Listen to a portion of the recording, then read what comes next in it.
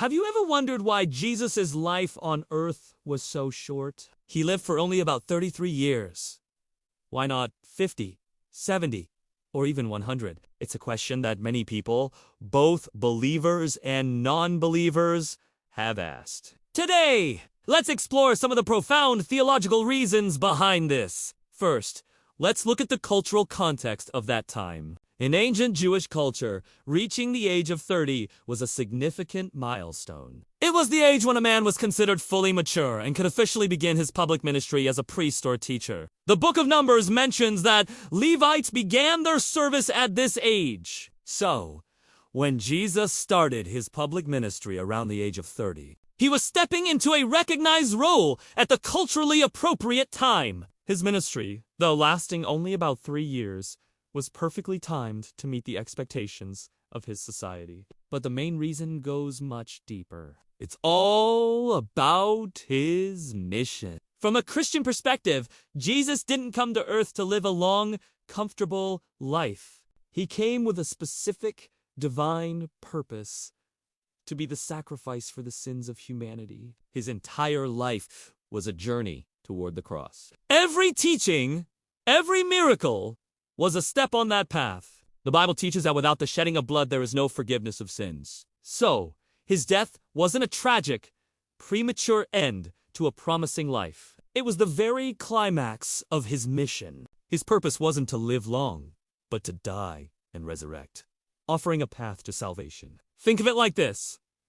If a doctor develops a cure for a deadly disease, the goal isn't for the doctor to live a long life in the lab, but to deliver the cure to the world. Jesus' life was the delivery of that ultimate cure for sin and death. His 33 years were a concentrated, powerful fulfillment of a plan set in motion before the world began. The prophecies in the Old Testament, written hundreds of years before his birth, pointed to a Messiah who would suffer and die. For example, Isaiah 53 describes a suffering servant whose life would be cut short as a guilt offering. So, his relatively short life was actually a fulfillment of ancient prophecy, proving his identity and mission. Furthermore, his 33 years were perfectly sufficient. In just 3 years of public ministry, Jesus laid the foundation for a faith that would change the world. He taught his disciples everything they needed to know. He performed miracles that demonstrated his divine power over nature, sickness,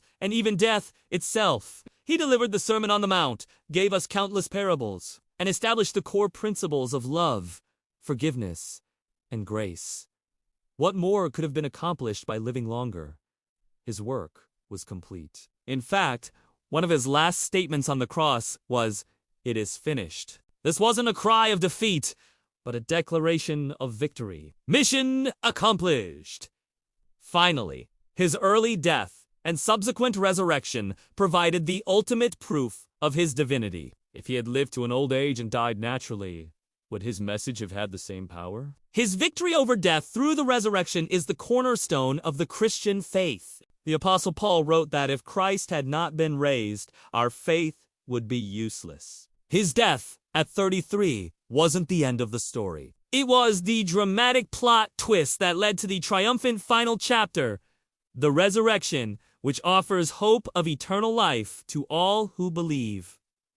So, why 33 years? It was the perfect age to begin his ministry, the perfect time frame to complete his mission, the fulfillment of prophecy, and the necessary prelude to the most important event in human history, his resurrection. His life wasn't cut short. It was perfectly completed. Thanks for watching.